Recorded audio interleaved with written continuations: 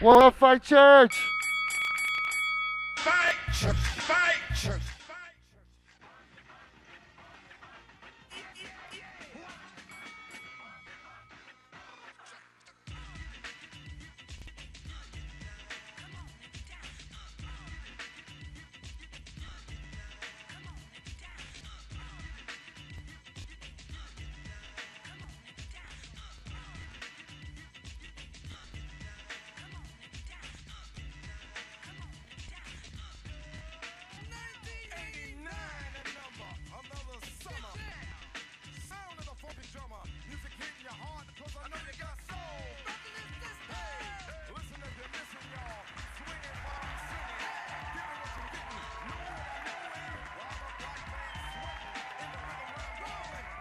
The fuck is up, Fight Church?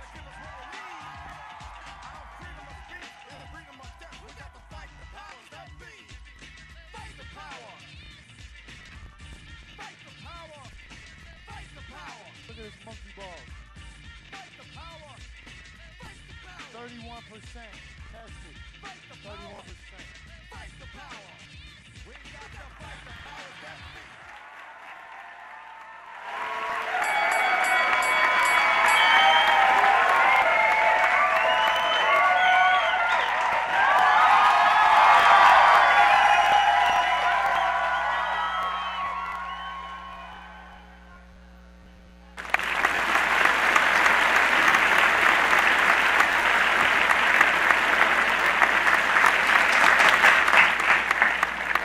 Yeah!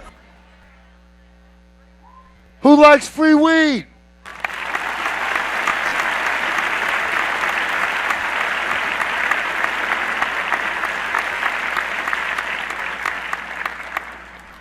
Y'all please give it up one time for DJ Spark.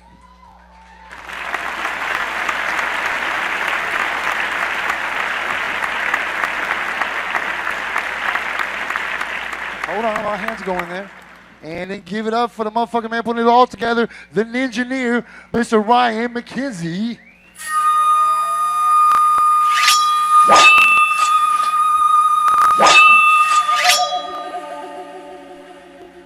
Are you giving them like a how-to? That's awesome. Because then when you go on tour, there'll be a tutorial for somebody. You guys take care of your bar staff, please. I don't think they were ready for this. I hear you. They should have been. And don't be scared to buy a drink. What?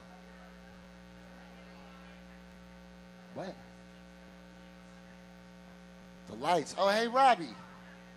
We got to screw them in, don't we? Just flip them? I don't even What know are we Robbie talking is. about? I don't know what we're talking about. I mean, we're talking about the lights. Oh, hey, Ryan, I almost forgot. Here's some free weed, homeboy.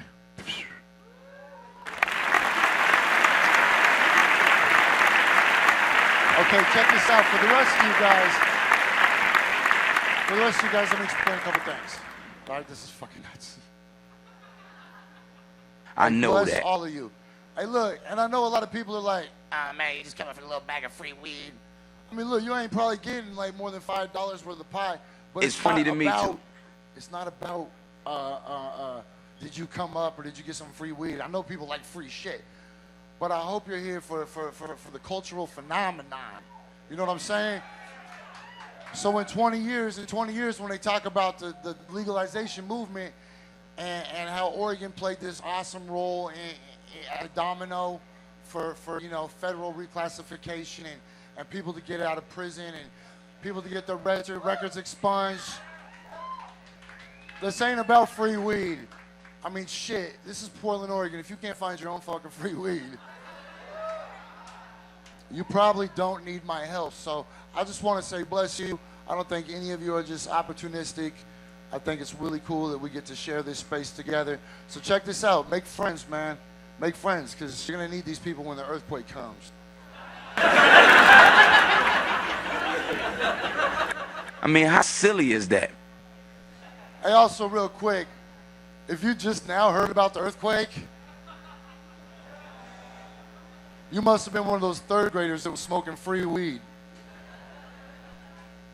So remember, the battle's not over, people. It's actually, in fact, just begun. We just got our foot in the door. They're still trying to attack the OMMP program. There's still counties in eastern Oregon that are trying to ban dispensaries. You know, there's still weird laws that we got to work out.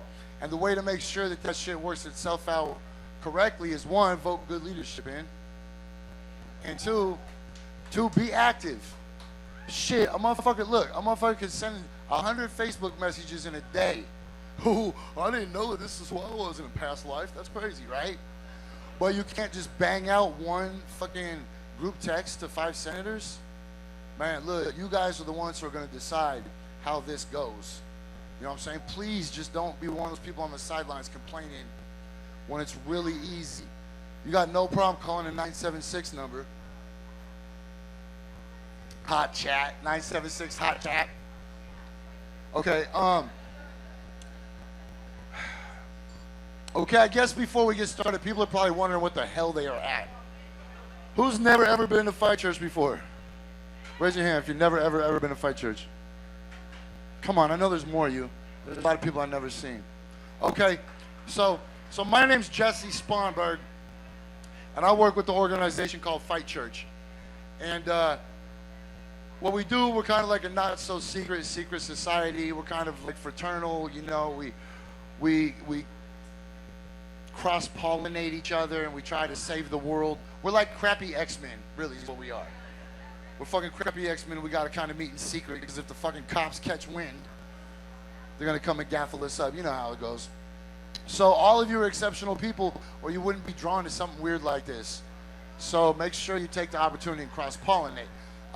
So how Fight Church works itself out is several different ways. We throw food wars every year. It's a giant hip-hop festival that raises canned food for children who are identified as facing hunger issues in school. Next month, we're throwing Hot Nights, Warm Coats, which is a huge community barbecue / coat drive at Mount Scott Park. It's a lot of fun. Same thing like this, except you can bring your kids and your dogs and your grandparents and, you know, whoever. But right now, here on Mondays, it works itself out to be Fight Church Television.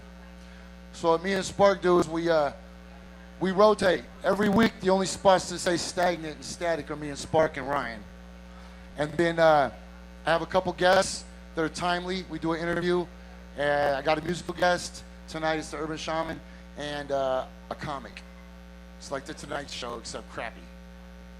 But the whole idea is to showcase some of the awesome people in our community doing awesome shit and bring timely shit to light and generate dialogue while at the same time team building.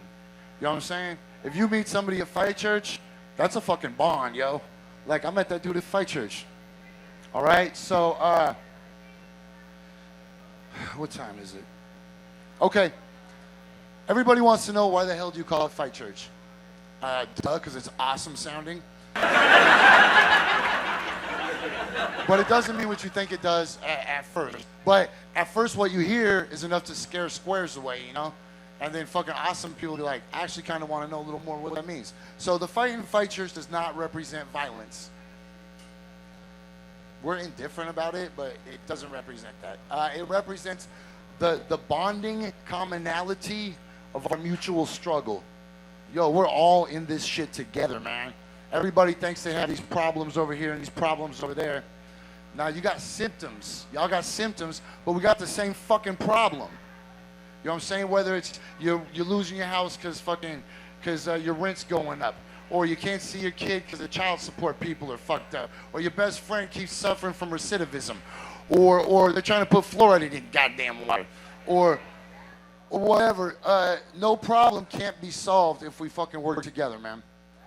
You know, because we all have the same disease. And that's a broken societal model. Things that are up should be down. Things that are left should be right. Yellow should be red. Things that should be trivialized are fucking embraced in this culture. And things that should be embraced are trivialized. And it's fucking bullshit. And the church part is just because I thought it sounded good with the fight. Represents the hub of a community. Look, whatever you got going on in your life, you can come back to Fight Church any fucking Monday and find most of these same people and be like, man, I need some help with a bank heist.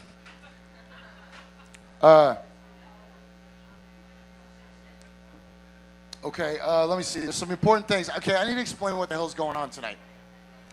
So we have a bunch of weed to give away, but there's no way that I can turn this right now into a line to give away free weed. So we're gonna wait. What's up, Dave? So we're gonna wait till the first break after our first interview and before our first musical guest. That'll be at about 9:40-ish. And then my man Josh McDonald will handle some shit. And then here's the thing. This will rapidly progress. Every one of you has gotten a raffle ticket, right? Okay, so check this out. Upstairs, there's a fucking ton of weed. Not a ton, but like, there's a lot of fucking weed. Look, and it's monkey balls. What camera are we on, Ryan? Camera one. Look, it's monkey balls. This shit tested at 31%. Right?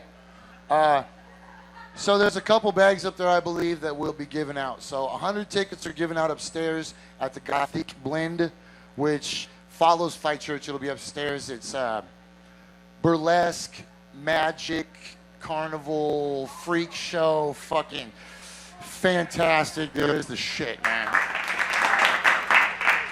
And it's a super special night up there because it's the host, Nick Sinn's birthday. So they have a star-studded lineup. And we'll actually have a guest from up there down here. But so there's 100 raffle tickets down here. There's 100 upstairs. And they got like 300 or 400 really high THC and CBD oatmeal raisin cookies. I seen them. Can I say that? I seen them. I saw them. So one more time, put your hands together for legalizing fucking marijuana.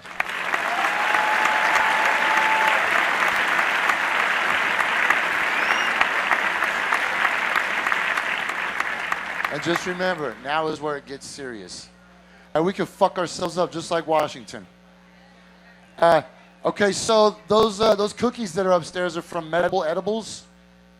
I just met the wonderful lady upstairs. She's so nicely made enough for all of you guys to get cookies. But that won't happen until their show starts at 11-ish, right after our show's done. And then they'll do the raffle drawing for the bags of weed at 11:40-ish. So that's kind of how everything's going down tonight. 9:40-ish, 10:40-ish, and 11:40-ish. There will be large-scale giveaways. Let me see. What do I need to talk about real quick? Super, super important. I don't know if you guys ever heard of Santa Claus, but Santa Claus lives at the fucking North Pole, and that's in the Arctic. And Shell Oil is on their way to go fuck it up. And all our brothers and sisters in Seattle and all the indigenous people up there worked and they were able to slow down their big base or whatever you take up there, right? And we thought it was over. But then the universe gave us this stroke of fucking awesome luck. And the most important ship that they have to go up there and drill for oil, it's the Icebreaker. It has to come back to Portland for repairs. And they're on a real short window. So check this out, man. I know a lot of people in their head are going, we need oil though, Jessie. Yeah, we probably do. But I'll tell you this, there's a 75% guarantee that there's going to be a fucking accident when they're drilling for that oil. You're not going to be able to get rescue crews to go up to the Arctic to fucking save that shit. It will just become leaking gushers of oil, destroying one of the very, very last chunks of freaking fresh, clean water that we have. So that boat is coming in. It's on its way here. It'll take days to get here. People are thinking maybe Saturday, give it, take a day one way or the other. So just keep your ear to the ground, and if you guys want to do some fucking cool shit on a hot day, I heard shutting down giant fucking multinational horrible oil companies is some cool shit to if you got a raft or an inner tube or something, you know.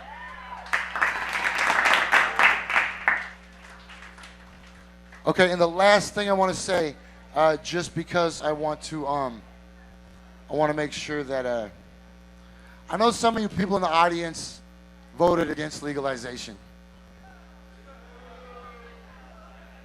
Aww.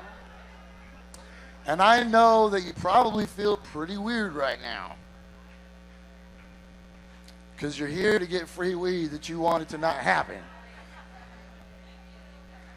And I just want to let you know, there's bigger fish to fry, water under the bridge, spilt milk, and fucking face, motherfucker, I told you. It's funny to me, too. All right, let's get this fucking show going. Y'all give it one more time for DJ Spark, please.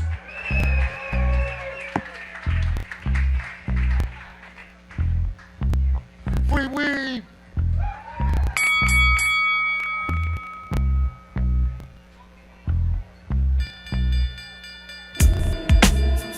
Alrighty. Tonight's musical guest, I had never heard of, and I have no fucking clue why I did not know about this guy before. Lots of people requested him, lots of people have been asking for him. We finally got him on the show, ladies and gentlemen. Put your hands together for the Urban Shaman right there.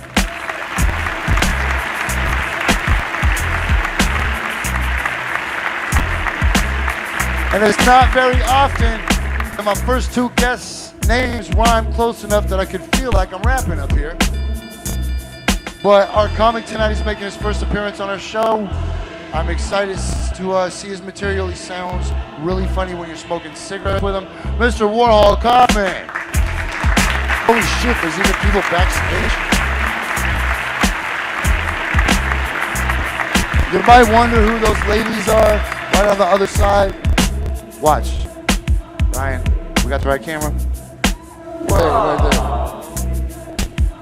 Wow, there's a lot of you back there. Okay. So, that's Fawn, Aberson, and Sara Frandsen. Yes. And they are with the, shit, man. I'm practicing for my next introduction in my brain. It's for the 4th annual Martin Luther King Dream Run, which benefits NEBA fellows who are young entrepreneurs looking for direction, learning business skills, and creating a future for themselves. I promise I'll make up for that in the interview. Okay, so some of you who are regulars on this show notice something's missing from the show tonight. And as we're not flying a flag anymore. You know, we usually have the wonderful Cascadian flag right here, and we usually have the flag as our tablecloth. But as the state of the world has progressed over the last month or so, it's really made me reflect, right? So I've always really been anti-flag, just in general. Fuck flags. All the flag says is party over here, fuck you over there. There's no real reason for a flag, except if you're like, I'm over here.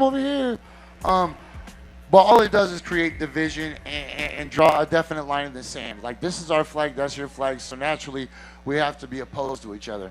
And it's the same disturbing mentality that creates meathead jocks that argue in bars over fucking the Raiders had kicked the Chargers' ass, you homo.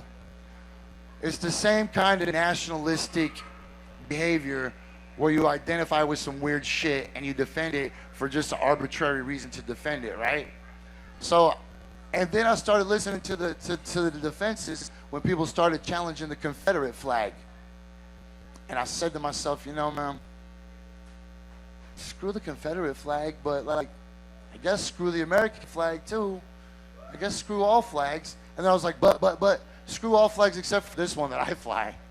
Because the one that I fly is fucking different, right? And I came on last week and I gave some bullshit excuse about why mine was different. You know what I'm saying? And then I went home and I felt pretty crummy about it.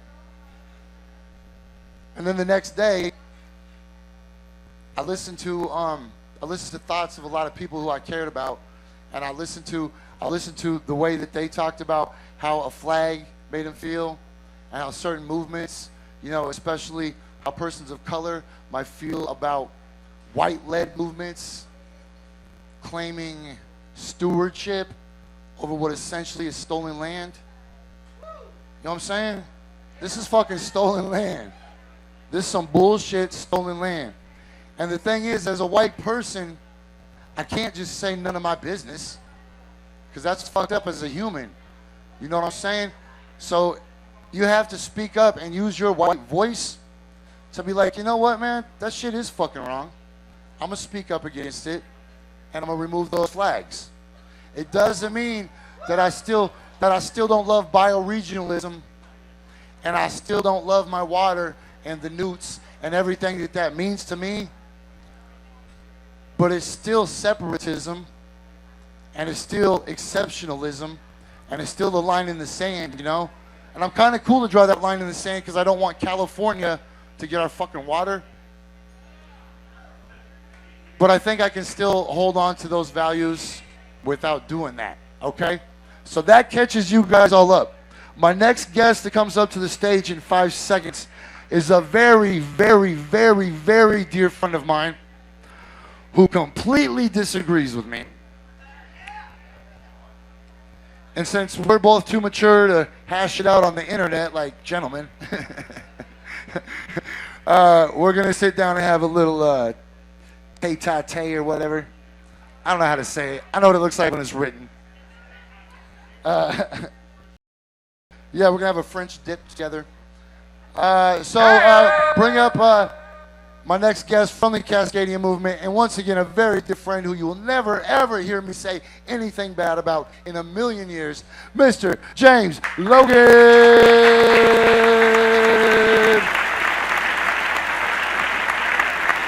That was a long monologue, huh? Man, couple minutes. You sit right there, bro. Oh, thank you, Robbie. I believe in you, Robbie. Y'all give it up for Robbie. Bar manager and pool mover extraordinary.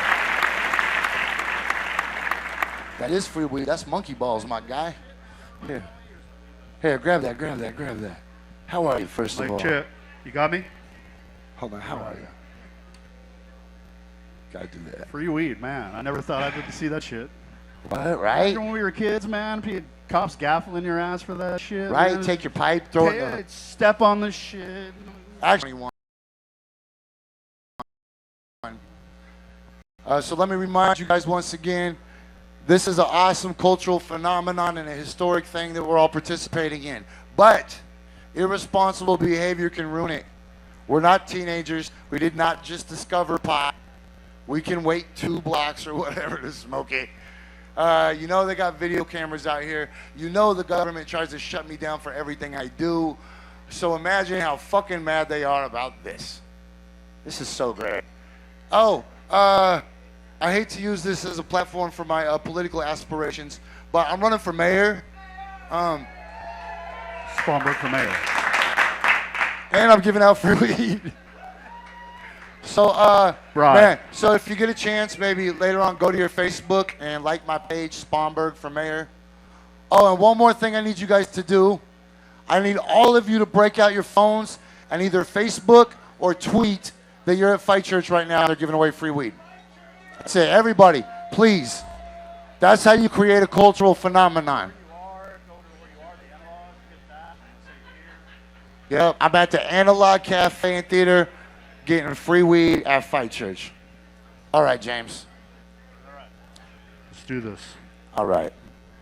So I took the flags down, man. I see that. Do you know why I took the flags down? I do. I understand.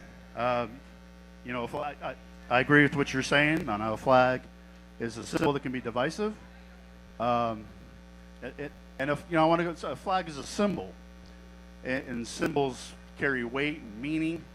Think about advertising. You know, advertising, they pound you over and over and over, so that right away when you see something, all these things flood into your mind, that advertising they spend all that time and effort on. So when you see something right away, it means something. I take something like you mentioned, the Confederate flag. The Confederate flag is definitely a weighted symbol, has a lot of history. And now it's coming out, people are like, hey, this is how I really feel about this fucking thing. It offends me, because of what is really, for over 100 years, people ran around doing domestic to a group of people behind that with that symbol as their symbol. So that symbol has a lot of negative weight. So a symbol can be what you make it, and I feel the thing with the flag is you don't have to have a flag somewhere on a show or out in public or anywhere, and you definitely don't have to have a flag to be a bioregionalist. I hope you can find out what bioregionalism is and want to be a part of it and not really care whether or not there's a flag associated with it or not, because the concept of... Why don't you just give us the cliff notes? What's bioregionalism? Bioregionalism is an area you live in that's defined by natural processes, geology, vegetation patterns, hydrological processes. Rain comes in, falls down, comes back down rivers to you. You know what? I might have jumped the shark. Who doesn't know what Cascadia is? You guys all know what Cascadia is, pretty much. I mean, you all live here, so you should know. It's the bioregion that's defined by your ecosystem, reflects the Cascade Mountains. It goes from Vancouver, BC, all the way down the west coast, sometimes including Montana to Northern California. Because the idea that our states are defined by arbitrary lines drawn on the map by some fucking white dude, that's pretty whacked, right? Because we know all borders are just a way for rich people to dodge taxes and fucking shun each other. So instead of that, you have a bioregion. But I see that as white people taking over and declaring themselves the stewards of indigenous lands. You know what I'm saying? Like, somebody robs your house, and then later on they clean it up, and they're like, man, I'm going to start a cleaning business. Right. Well, first things first, the area that we live in is one of the whitest areas in North America. This city is the whitest city in the U.S., so it's kind of hard to look at anything, any kind of movement, anything you're going to try to start up and get going is going to look white. It's where we are. So you got to fight against that. You're going upstream right from the get-go. And for stewardship, I don't like the term stewards, and for all the environmentalism and all that, we're talking about bioregion. Bioregionalism, you think environmentalism. For me, the battle's right here, in this concrete jungle, this city. That's where my battle's going to be, against the things that are going wrong here. I'm too old to run around forests and shit and swim rivers. I'm getting too old for that shit. So my battle's right here. Explain. So, what's going on here? This is what represents everything that's going wrong. Gentrification. You're taking away from people that don't already have anything to begin with. We already took away, when you mentioned indigenous people, man, we already took away from them long ago. I mean, you're going to have to figure out a way to make that right. That's going to take a generation at least. And when you say indigenous, you're talking about, I did my homework like you asked me to, you're talking about 50 probably different groups that didn't see eye to eye before the Europeans got here and still may not now. So you can't just throw that out and be indigenous and we're gonna get with all that all of a sudden, make it right. That's not that easy. That's a great Not point. saying that we shouldn't do it. We definitely need to make that effort. That's real. We need to do that. You can't say you're a bioregionalist and all the other things that come with it without trying to get right with the people who are here before you. So, what kind of battles are you engaged in right now? What is pushing your buttons right now? Well, I mean, for a personal level, I was out of the picture for 9 months. I had to try to take custody of my kid. My kid's autistic. I took custody, tried to do what I could. He's a teenager, got ugly, had to do what I had to do. Now I'm back out there, just jumping back in this honestly, and right into the fire. Right. And but right now I'm jumping on Shell. You know, Shell is Research Shell, the Royal Dutch Shell Company is the full name, I believe. Research them and see what they've done in Africa, the kind of evil shit they've been doing for years and years. They don't give a fuck. They just want to make some money. And the fact that you're going to go drill in the Arctic is, it seems like self-explanatory to me. You go in there and you drill and it's like down in the Gulf of Mexico. It's all over. I mean, they didn't even really clean the Gulf, really. Well, how are they going to clean the Arctic? That's insane. Yeah, there's really no way to clean the Arctic once that starts. No, you can't just put people on a Greyhound bus and drive them to the fucking North Pole. Right? So that's why we have to stop them from getting into Swan Island. We can fucking totally do that. We can totally do that. And if we stop them for an extended period of time, their permits expire, and then we save the fucking North Pole like some goddamn Christmas special.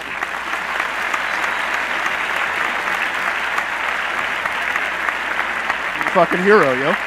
So look, you know, here's my thing, man.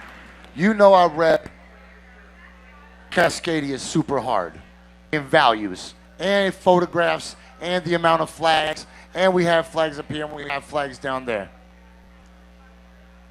And then when I announced that I didn't want to do it, and then when I announced the reasons that I didn't want to do it, right? Because I don't support exceptionalism, separatism. We all need to be fucking one, man. There's so many lines in this world that differentiate us, man. Between me and you, there's 100 different fucking things that we're opposite on. Between me and you, we don't need to manufacture new ones, you know? And the response from my friends was as ugly as it was when I told people I was going to quit eating meat. You know what I'm saying? It was as ugly as when I post a picture of me wearing fucking Crocs. Don't put animals in your You know what I'm saying? The thing is, I don't care. Like, I stopped worrying about what other people fucking cared about me a long time ago, you know? As long as my moral compass is true, then we just need to keep growing. You know, so if that means that for a little while we have an ugly fucking black curtain, I mean, fuck an ugly black fucking tablecloth or whatever. At least we got free weed, right? So I'll be out there, man. I'll be out there, but I'm not going to be out there wearing a flag because I want to grow. I don't care any, except, hold on, gay people, you can keep flying that rainbow flag all you want. All you want. Do that all you want because that's fucking awesome. And that really pisses off bigots. So fuck that shit. Right? Hey, Robbie, I haven't had a beer in like 5 years. Cheers to no beers. There's Robbie right there. Hey, man, you got a beer for a brother? So Let's smoke that blue. I need a beer. I haven't had a beer the whole show. Hey, yo, this is Robbie, the bar manager. Get up for working his Robbie. ass off for you. All right. Let me address your point of view, what you're saying. Yes, please. So let's be real.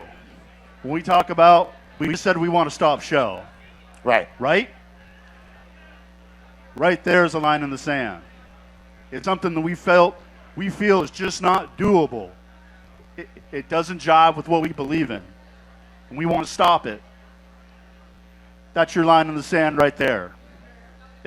That's just human nature. We all have things that somewhere along we're going to say, hopefully, you try to stand up for something in your life at some point, right?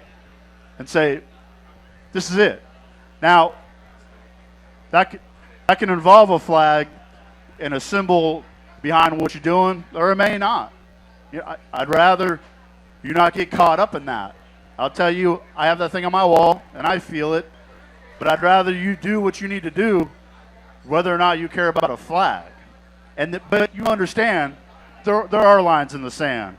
What we live here in this particular area, this bioregion, and what the United States wants are two different things. And we know this. That's just real. It is what it is. Okay. So tell me this then.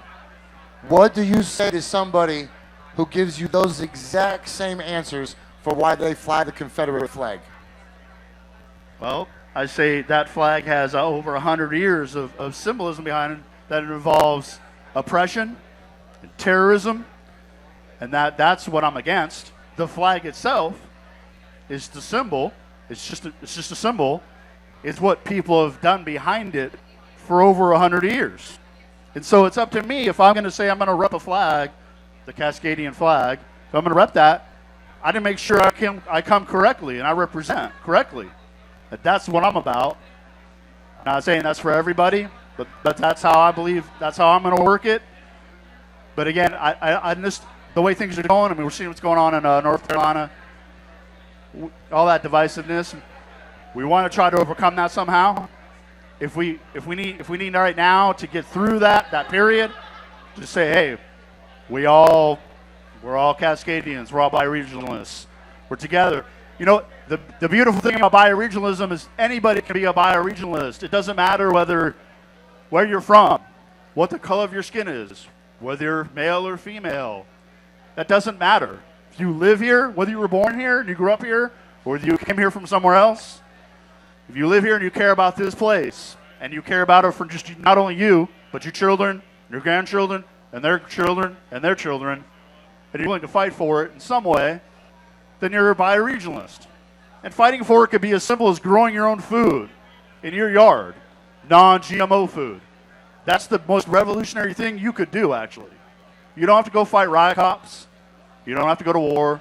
Just grow your own food. That's revolutionary. But fighting riot cops is so much better than digging holes. There is gratification, that's for sure. God, I hate gardening. All right, James. Well, man, I'm gonna let you off the hook. Drinking problem. Oh, whoa, really? Yeah, man.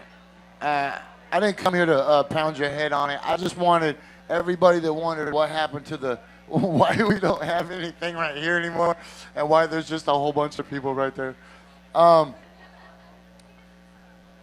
Okay, so check this out.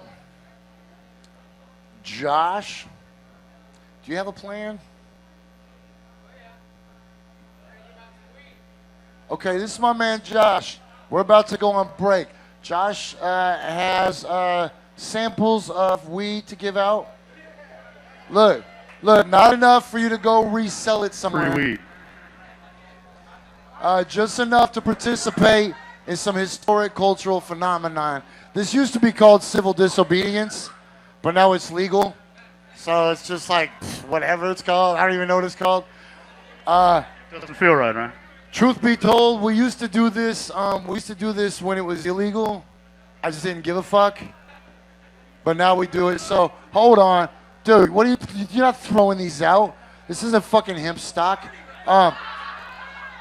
Okay, listen, you guys. I think you should go outside. I think you should go outside like the Pied Piper, and let people line up real quick, and then just hand them out like in a nice, orderly fashion. Please, you guys, do not stomp each other. If an ambulance has to come, somebody will kill the whole plan. So sorry, it's too busy to give it away in here. So just follow. And put your hands together one more time for our guest, Mr. James Logan. DJ Spark on the reels, wheels of steel. Mr. Ryan McKenzie. And after we come back from this break, we'll have music from the Urban Shaman on the didgeridoo. I love you, Fight Church. Be kind to each other out there. Don't turn into no fucking Black Friday shit.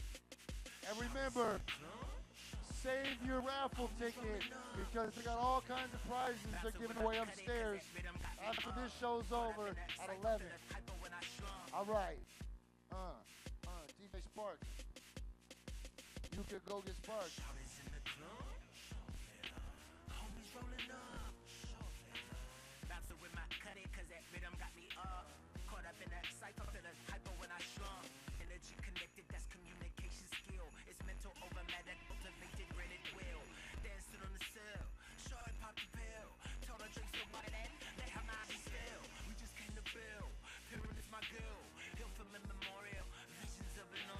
Hold it in your mental, I'm a stencil on your temple.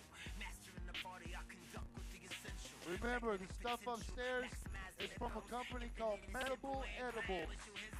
And the shit's incredible. Hey, Britt. MC at the party goes far as you can take it. Too many MCs, not enough mics to rip all of them, split the dog. Too many MCs, not enough real. They wanna go hard. Okay, fine it. Hey, sister in the wheelchair. I got you. Don't worry about trying to compete with this. No, you gotta go get in line. I got you, sister. Just stay right there. You don't have to do this.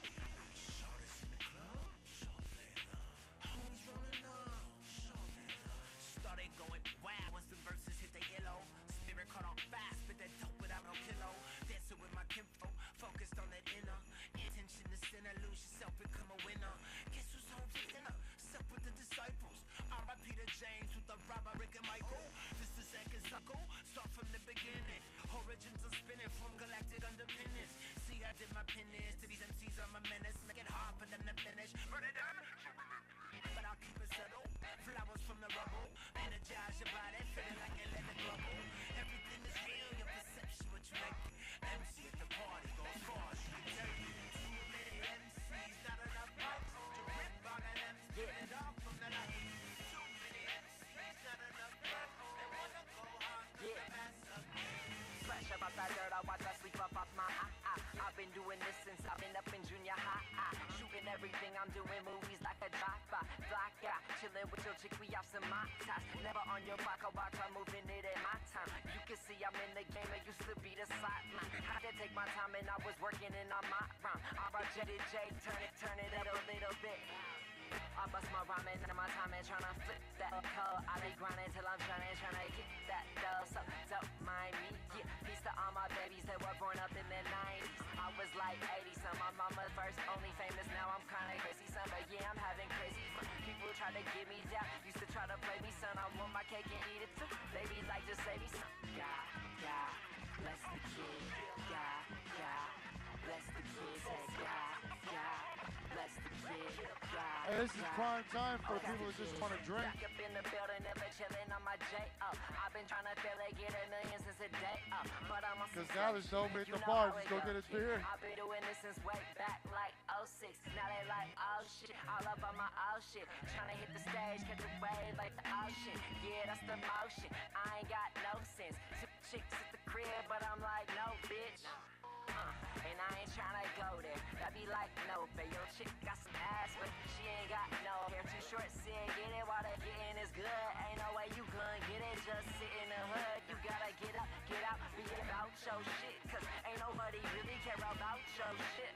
So you making raise on hands, they bout your shit. Don't doubt your shit, come on. God, bless the kid.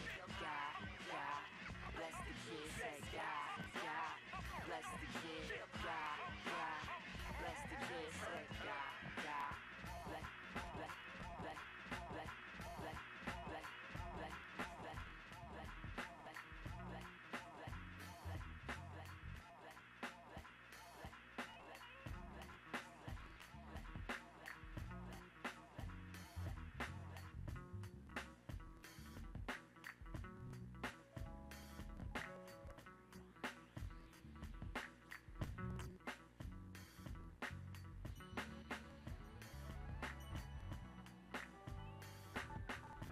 I'm not the usual super. I'm not a hero, but a super. I'm not the usual super. Watch me do my thing, super. My life story's classified non-fiction. It was a close call made from long distance. It's been suggested I was predestined from the heavens to a head spin to make the song listen. From K-Boo after dark, Sugar Hill spark, found my Neo side when I realized the art was a tick-toe-toe. Got on my vein. I was raised a bullseye amongst long shots with no aim. Face to face, slow pain, but faces you in the monsoon with a sifter, trying to hold rain. Have at it, catch your breath, asthmatic. It's the Wild West of Europe and ass savages. I die highly in a Wyatt Earp blend. Smithsonian's trying to find my first pen. Stare at me long enough and you'll see why the earth spin. 35 mil depiction, one word description. Super. I'm not the usual super.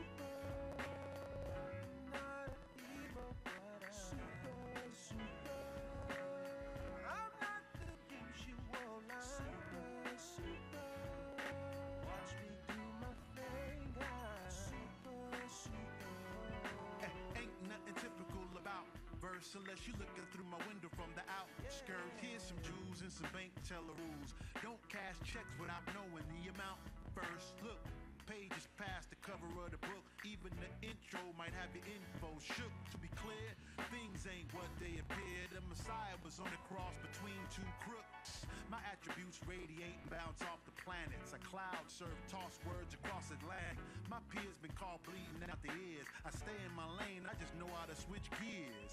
A dying breed, no twin Siamese. The champ, the truth, the great one, I am he. You should be glad that you made it this far. You trying to reach your potential, I keep raising the bar. You know the drill, dude. I'm not the usual super.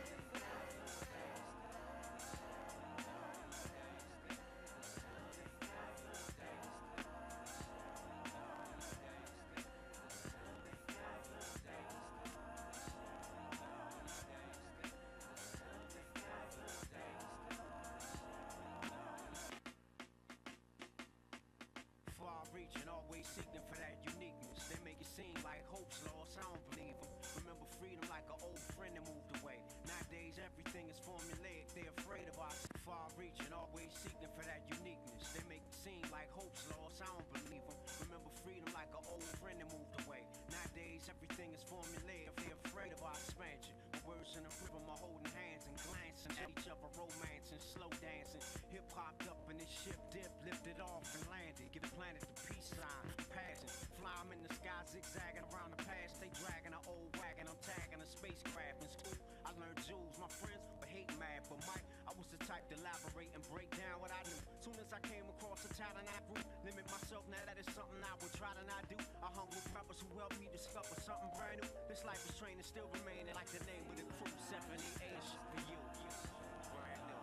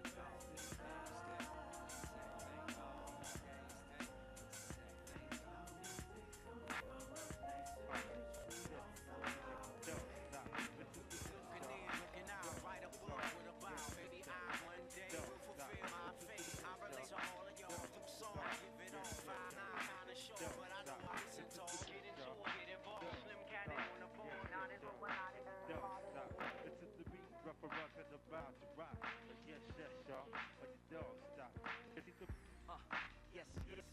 Put my snipes on the target, west, west. Leave this girl alone, rest, rest. I wanna be in her world, just.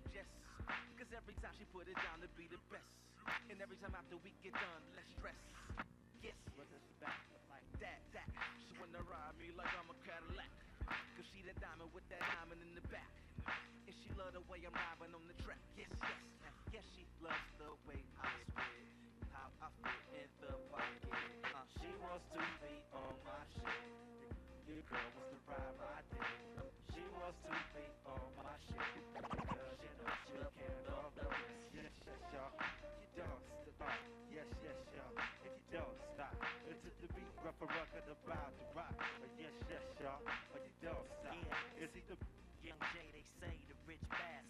Cause I come through in two dip fashion. Cartiers and J's and buff glasses. Babes, they ope they legs, they freak nasty. I just take her face, I'm so classy. Got two to take her place, a Bay Mag. brother shit back? Beats and braces handcrafted. No mistakes in them crates, you bitch asses.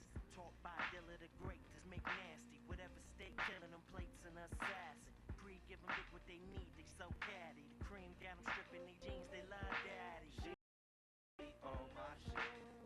Your girl wants to ride my dick. She wants to be on my shit. Because you know she can't fuck with this. Yes, y'all. You don't stop. Yes, y'all. If you don't stop, it's the beat, rough a rock and about to rock. Yes, y'all. But you don't stop.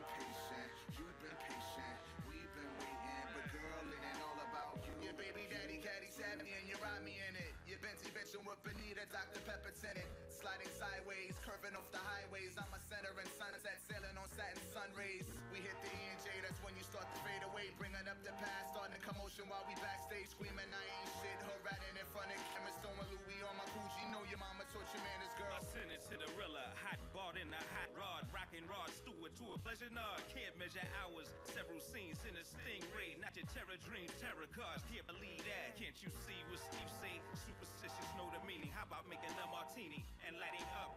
That would lighten up the evening, so don't erupt. Every single sec I'm cheating, I call you Think bluff. about you, and you don't respect what I do. You think it's all about girl chasing, heartbreaking, plus occasions, slow vacations. I've been patient, you've been patient, we've been waiting, but girl, it ain't all. She wanna fly through fast Fetty, eat Cavaletti, shop all heavy, bottles and blue bezies. When it's good, when it's bad, it's even worse. She keep a little baby not at the bottom of her black purse. Always looking for a movie to make, but I'm addicted to your cake, your face, and your Brazilian figure eight. Melodramatic moments always seem to be irregular. Falling out of love, then back again through the temperature. Is that a knock-knock joke? I didn't get it. I promise Pops I must rock low. Panoramic. If Pops told me roll that stone, would you panic? But Pops told me, Pops told me, Pops told me, Pops told me, Pops told me, Pops told me, Pops told me, Pops told me, Pops told me, Pops told me, Pops told me. One more time for DJ Sponberg. Well, it's the amateur, puffin' on a hoodie mask. Think I'm a criminal, but yo, I ain't all of that. Hit you with the baseball bat when you want an L, don't wanna mess around, you get fucked on the hill, bro. Kicking like a steel toe, no slow hits from the bong, make me feel like Cheech, and I'm kicking it with Chong, just like Cheech and Chong, frontin' with ice cream. Cypress Hill is here to give you an ice cream. Speak it like a mom, and you know it's real tightly. I'm like a funky beat, so why you trying to fight me? Pigs off inside me, that's not polite, G. In any hour of the day, you know I might be harassed by a pig real fast. They wanna ride and kill me, always trying to grab my ass. Ain't got no class. I hit their ass like the Buddha that's stinky. They wanna squat, but they're just so rinky dinky. I'm the freaker, the one who freaks the funk. I'm ready. Hey, yo, the show is just warming up, you guys. The show is just warming up. People have barely caught their buzz. I want to say thank you to everybody for not trampling each other, not going Walmart on each other. If you didn't get an opportunity to get some free pot, there's more free pot that will be given away at the Gothic Blend tonight. It's Nick Sin's birthday up there. It's crazy. It's burlesque, sideshow, circus, theatrical awesomeness, and it's an extra special night there. They have hundreds of medical edibles, medical cookies. So if you go up there tonight, you're guaranteed to get a cookie, I'm sure. And everybody's got a raffle ticket, and those raffle tickets are for bags of the monkey balls. You got them at the door. First 100 people through the door got raffle tickets. I'm sorry. This monkey ball's tested at 31%. I've never seen no weed like that before. I can't wait to smoke it. But remember, if you want to keep fucking cool shit like this going on, you have to be responsible. That means no smoking on the premises. And by OLCC definition, the premises is the entire block. All right? So it's a big city, spread out. And if the cops ask you where you got it, tell them it was Fight Church. The fuck? All right, yeah, we're cool. Tell them, it's cool. So ladies and gentlemen, our next guest, you already kind of see what he's got going on. I'm gonna get the hell out of his way. Please put your hands together for the Urban Shaman.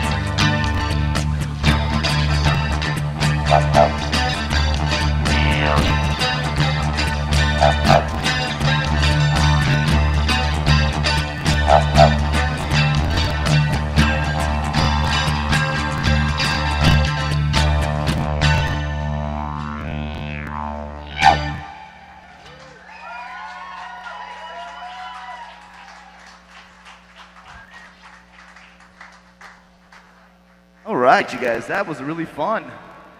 I go by the Urban Shaman, and I only have so much time here, so I'm going to play one more, and I'm glad you're digging it.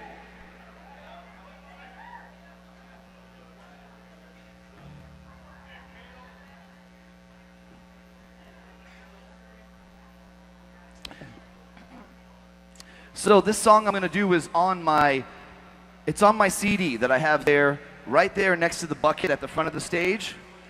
You can get this song on the live album, but the studio album is really good too. So if you're thinking, I want to take this music home with me, your chance is right there. $5, just throw it in the bucket and grab a CD. So thank you.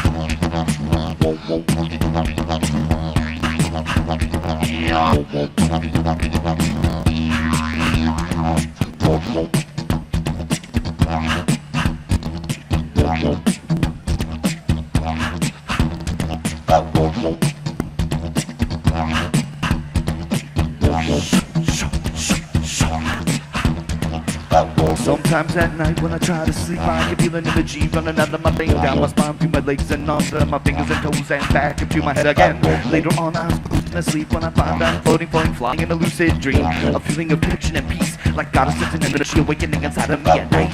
In my sleep, in my dreams, I can feel it in me. That infinite energy at night. In my sleep, in my dreams, I can feel it in me. And it's driving me crazy.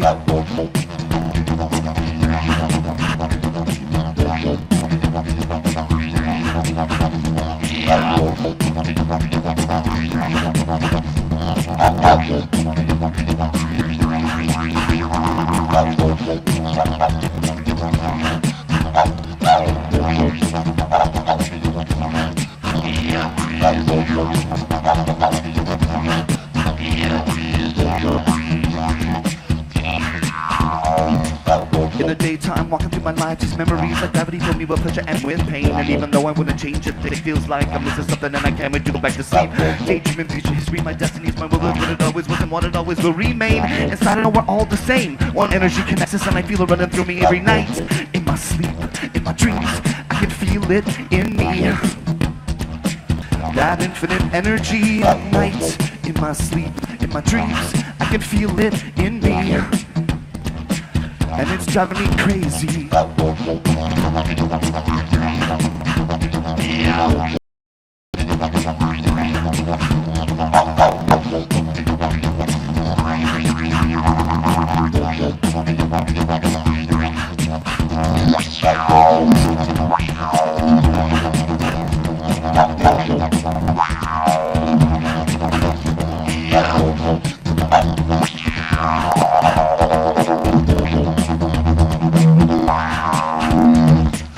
Sometimes at night when I try to sleep, I can feel an energy running out of my brain. Now I smile through my legs and I'm straddling my fingers and toes and back into my head again.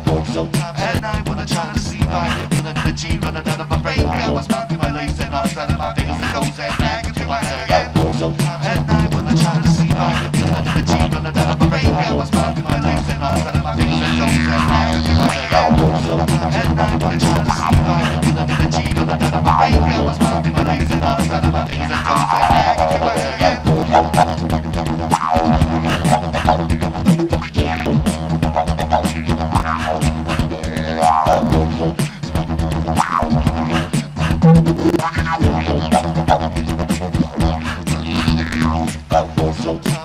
I try to sleep, I can feel an energy running out of my brain. I was through my legs and I'm straddling my fingers and toes and back into my head again. Sometimes at night when I try to sleep, I can feel an energy running out of my brain. I was through my legs and I'm straddling my fingers and toes and back into my head again. The only thing I really wanna do in the world is sleep. I feel an energy running out of my brain. Through my legs and I'm straddling my fingers and toes and back into my head again. The only thing I really wanna do in the world is sleep. I feel an energy running out of my brain. Through my legs and I'm straddling my fingers and toes and back into my head again. The only thing I really wanna do in the world is sleep. I feel an energy running out of my brain. Through my legs and I'm straddling my fingers and toes and back into my head again. The only thing I really wanna do in the world is sleep. I feel an energy running out of my brain. Through my legs and I'm straddling my fingers and toes and back into my head again.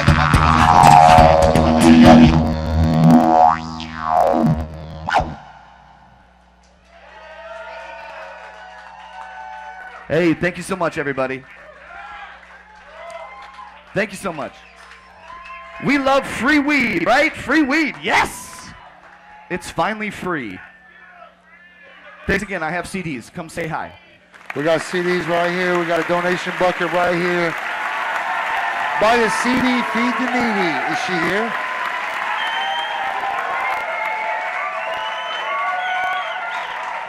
I got Stacy.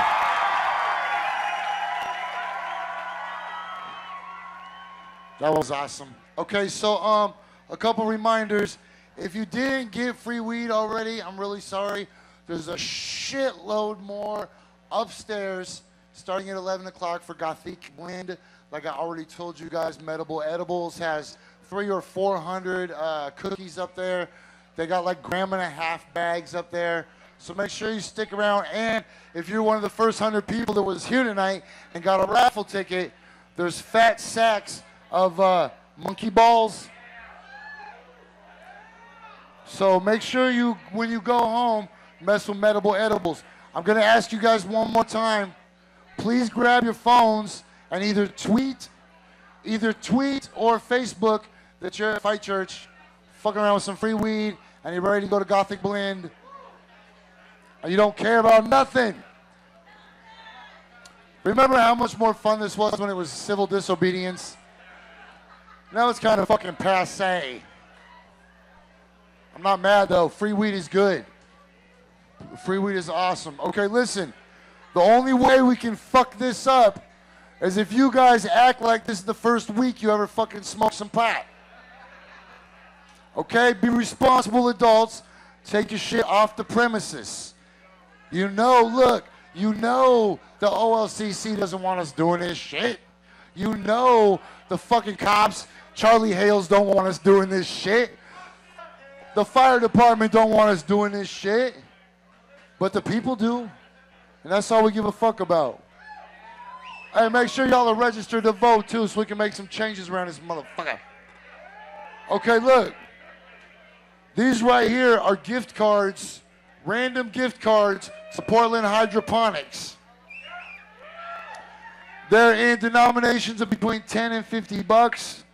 They were gifted to us by our dear friend Medicinal Jane, who thinks I'm going to do my job and her job. But I'm giving, you gave out half of them? Well, now give out the other half, because I got a job to do. So these are gift cards, so make sure you go spend some money at Portland Hydroponics. What we do is we take care of each other. So in a minute, I'm going to do an interview with Sara Frandsen and Fawn Aberson about the Martin Luther King I Have a Dream marathon, right? I don't think it's a marathon, I think it's shorter. But first, all the way from upstairs, all the way to down here, to tell you guys a little bit about what's going on tonight at Gothic Blend and maybe win a new car. Let me introduce my very next guest for a couple minutes. Ladies and gentlemen, Miss Angelique DeVille. Sorry about the fan on your hair. Have a seat. Have a seat. You can do this or you can hold it. It's up to you. I like to hold it. Yeah, you like to hold it? All right. That's how I roll. So tell us a little bit about yourself, please. Welcome to Fight Church first. Thank you. Thank you. It's lovely to be here at Fight Church. Little known fact, so I'm a burlesque performer. I'm going to be performing tonight with the show. Right. However, for almost a decade, I was a ring girl for the Full Contact Fighting Federation of Oregon. Really? So MMA is in my blood, you guys. That's awesome. So I had Billy Jack on my show a couple of weeks ago, and he's a professional wrestler. And he put me in a full Nelson, and it really hurt. So I've learned my lesson. I'm not going to fight you up here. He's chicken. Hey, next week we're having a local boxer / Black Panther on our show. And I'm trying to decide if I want to let him punch me in the chest on the show. Seems like a bad idea. But I don't want to discriminate when I let the master of the full Nelson, Billy Jack Haynes, put the full Nelson on me. But and then almost fall off the stage. Don't bad ideas make good television? They do. Right? I know it's a toss-up. So what do you do? Like every day, or when I'm on stage, or Whatever you want us to know. So I'm not Geraldo. During the daytime, I work for a children's clinic, yes, and at night. And you work for a children's charity? I work for a children's clinic during the day, and at night on the weekends, I'm a burlesque performer. So I kind of have a secret identity. Are you like a nurse or a receptionist I'm or a doctor? I'm a referral coordinator. A referral coordinator? Yeah. That's awesome. Yeah. So, you I know, love people make that the work world a with better kids. place and then get naked. You know, I believe the children are the future. Teach them well and let them lead the way.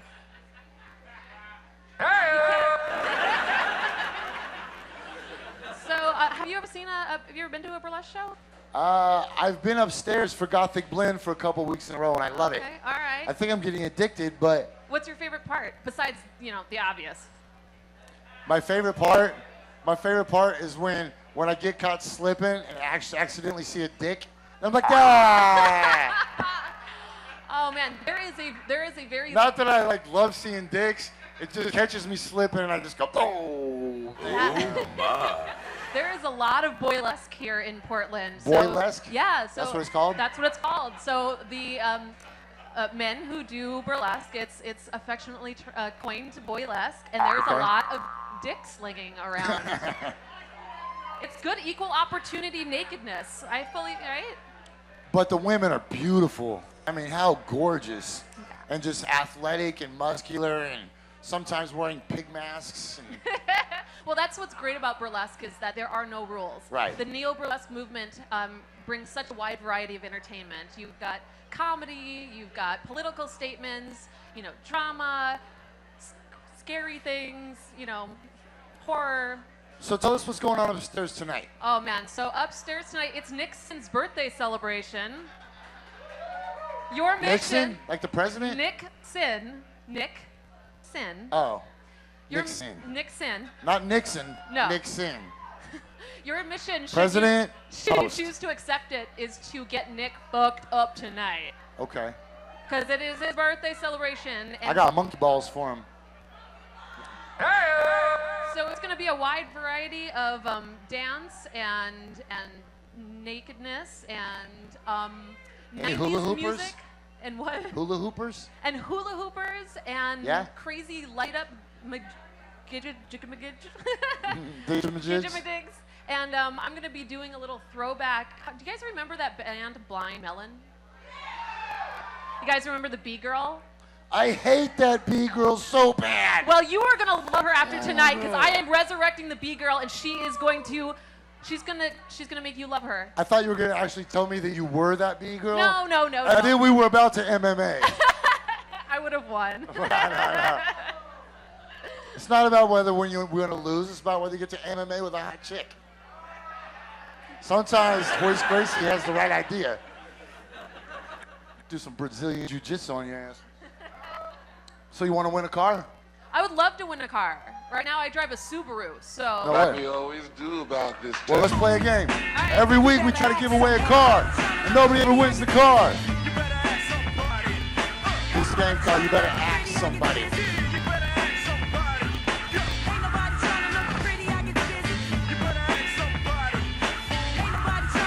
You better ask somebody.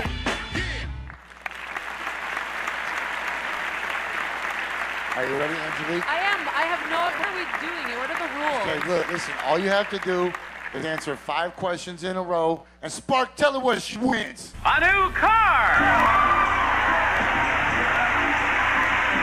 Well, what happens if I lose? You gotta give us your The car. front-wheel drive Pontiac 2000, pure driving excitement. Trim size, sleek good looks with a responsive 4-cylinder overhead cam engine and electronic fuel injection from Pontiac. It comes with California emission, AM radio, and tinted glass. Bob? Anita says she never wins with this game at home. Hold on, Spark. What kind of window glass did they have? Pure driving excitement. From Pontiac. Okay, you can win a car. Pontiac 2000, pure driving excitement.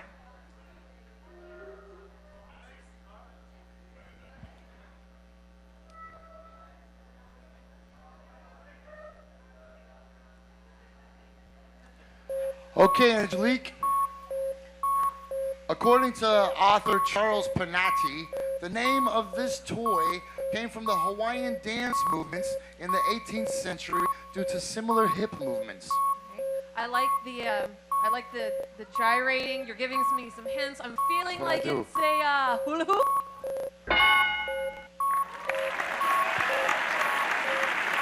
right, one in a this row. much closer to that car. The modernized version of this classic Native American toy was invented in 1958 by Arthur K. Melvin and Richard Nair. It is.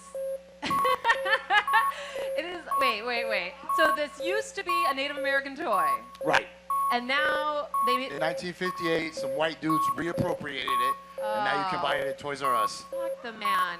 It's got to be a hula hoop again. Because the Two. white man has no imagination. He's gonna steal it from the Native Americans. I'm telling you. All right. The diameter for a child version of this measures 28 inches, and for adults, it measures around 48 inches. Well, I kind of feel like I'm on a winning streak here, so I'm gonna go with hula hoop. That's 3 for 3. 2 more questions in a row, and you win a brand new car. All right, I'm so ready. Oh, that's my favorite stretch. Oh my gosh, no way. Oh my. All right.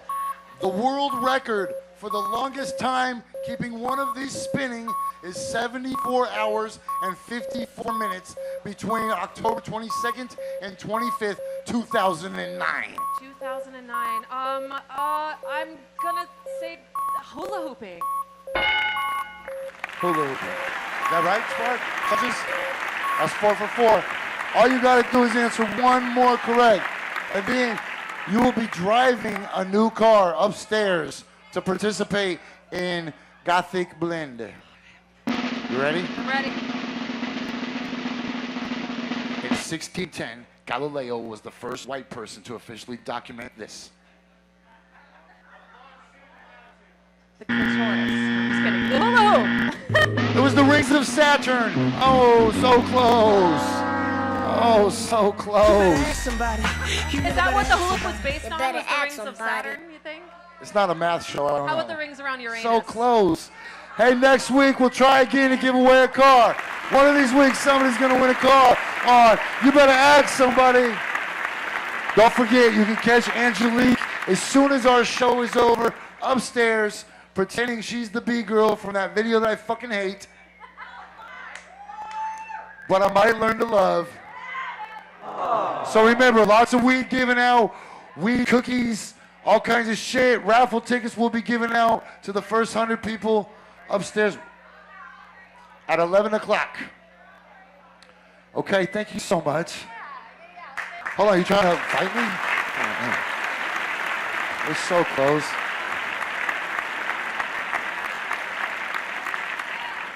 I Googled it. I totally Googled it.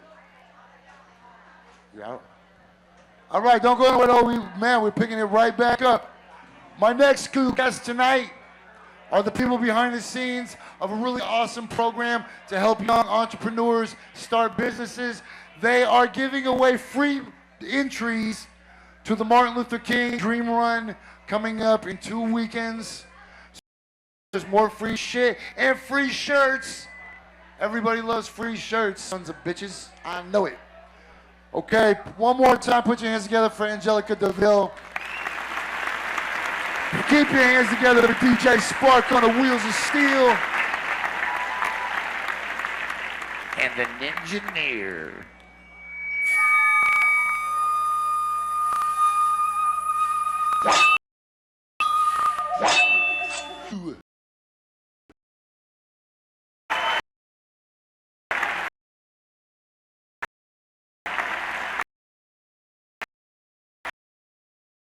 Hey, let's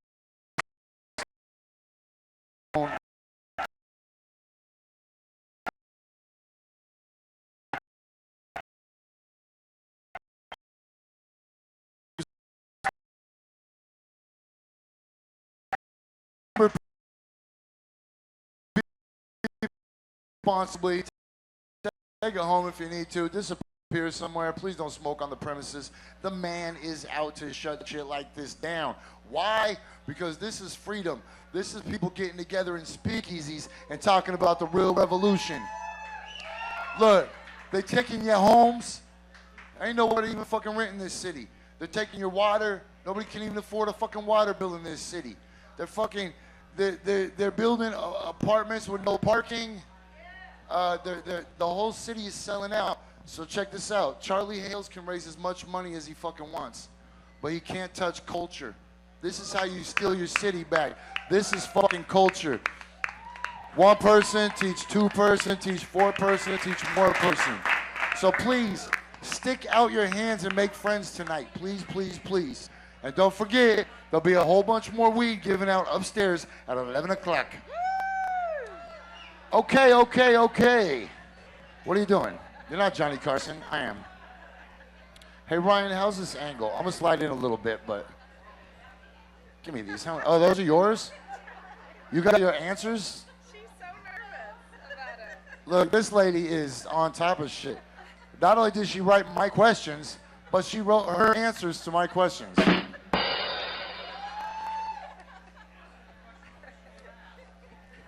Oh, it's bad, too. You ready? Please welcome Fawn Aberson. She's the executive director of Frandsen Media. She's also the community outreach coordinator for the Northeast Business Association, known as NEBA. They produced the 4th annual MLK Dream Run, which benefits NEBA fellows who are young entrepreneurs looking for direction, learning business skills, and creating a future for themselves. Okay, if I have to read this, I'm going to read it like Bane, right? You don't have to read it. We also have joining us, Batman, Sara Diane Frandsen. Tell us, Sara, are you the Vice President of the Core Council and the Community Outreach Coordinator for the Spiritual Center of Portland, living in Northeast Portland, Batman? Okay, so Sara is the Vice Chairperson of the Core Council and the Community Outreach Coordinator of the Portland Center for Spiritual Are you trying to go for like an acronym that is a whole sentence?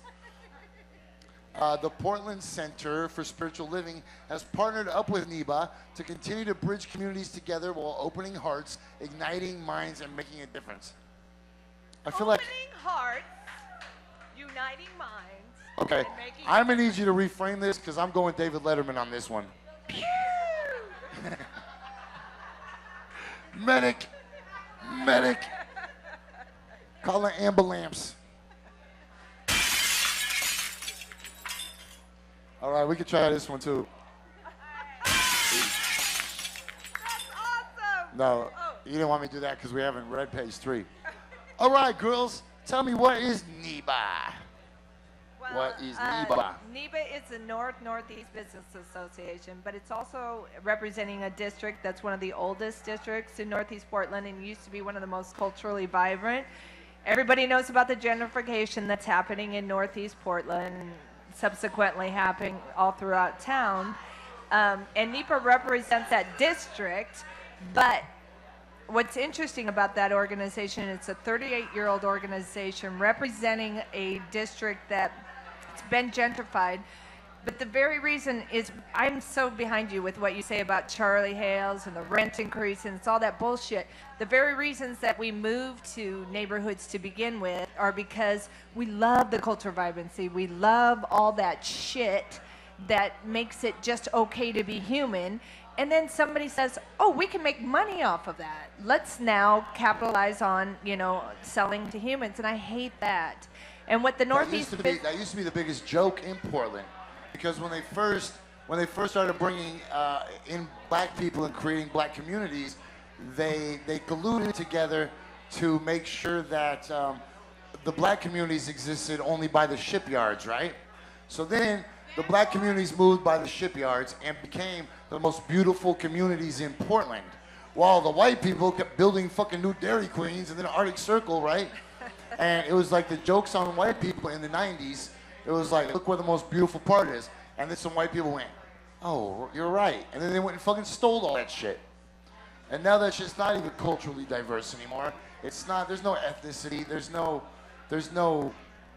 vibrancy. Well, it's just more white people standing in line for shit, man. Jessie, if I can just interrupt on that, Salt though. and straw, salt and straw. I don't think it's the presence of white people that is making it so bad. I think it's the fact that we're not integrating into something that's already there. We always have this sense of entitlement that, oh, we can come in and make it better, more beautiful, when there was nothing fucking wrong with it.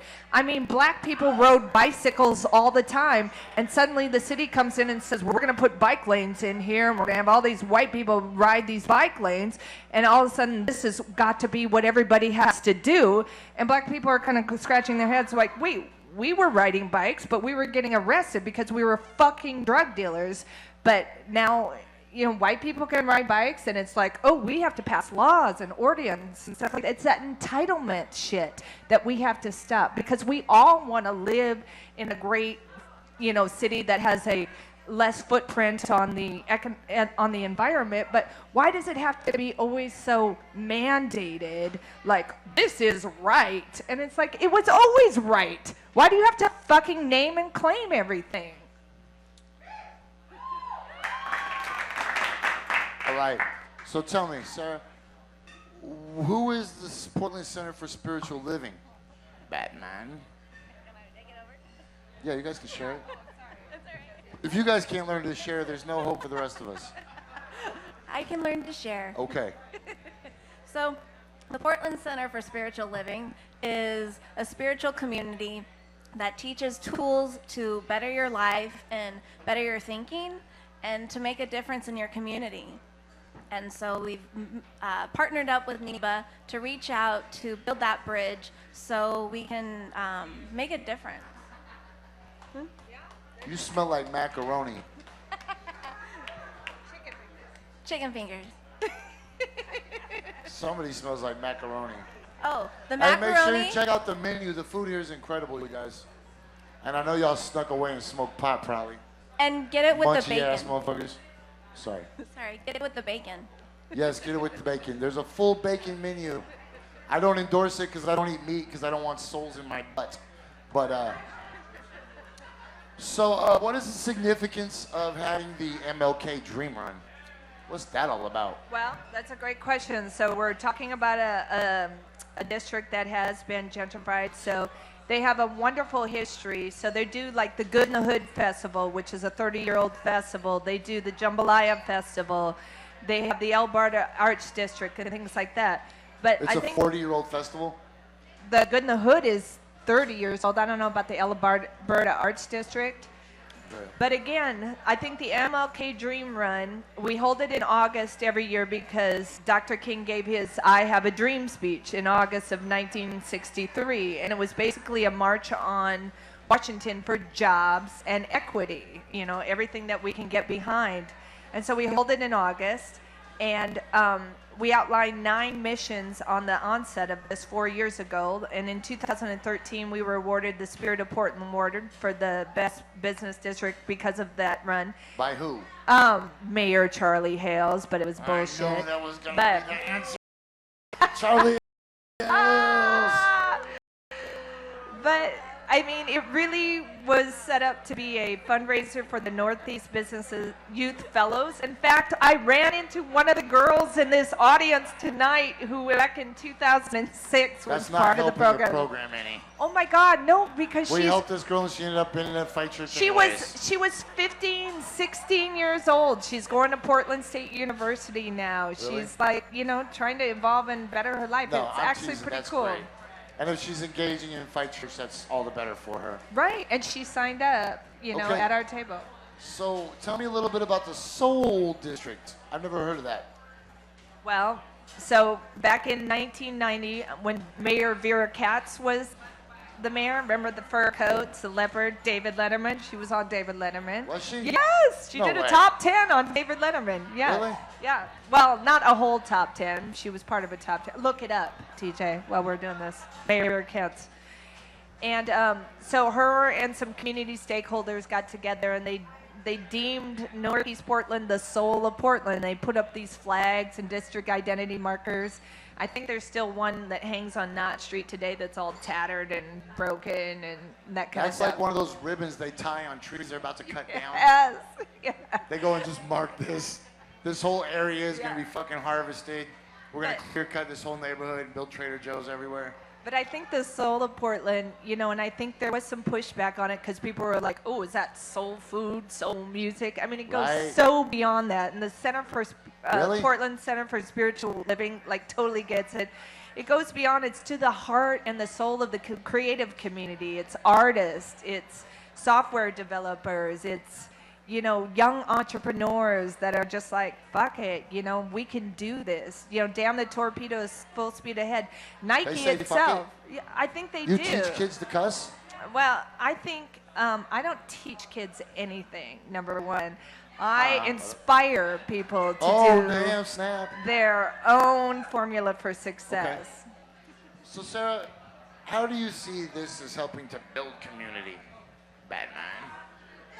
I think coming out and inviting people, doesn't matter who, just as long as we can support each other, make friends, build a good neighborhood, and connect. I mean, I feel like we're kind of separate because you have Northeast, you have Southeast, we have Southwest and Northwest, and we all got to come together and be a part of different events. Doesn't matter whose neighborhood it's in, we all have to come together and be a community and reach out and just connect. So. Well, so then what do you expect to accomplish? Well, we're having the Martin Luther King Dream Run, and we're wanting to have people come out and join us. What do you mean? What is that? Is that like Run for the Arts? Okay, first of all, I hate running. I don't like to run. I don't stand in lines. Well, so, what do I have to, right? Should I go train right now to be in a race? What is it? Is it a race? Is it a marathon? It's a 5, 10, and 15K run. You can walk or run. You get a beer. Everybody gets a beer and a grilled cheese sandwich at the end of the race, right? No meat. But I think one of the things, and again, Jessie, I had, you know, kudos to you in this radio show and this event, because for tackling these really crappy issues that are like, the city wants to charge us $44,000 to have police to close that race.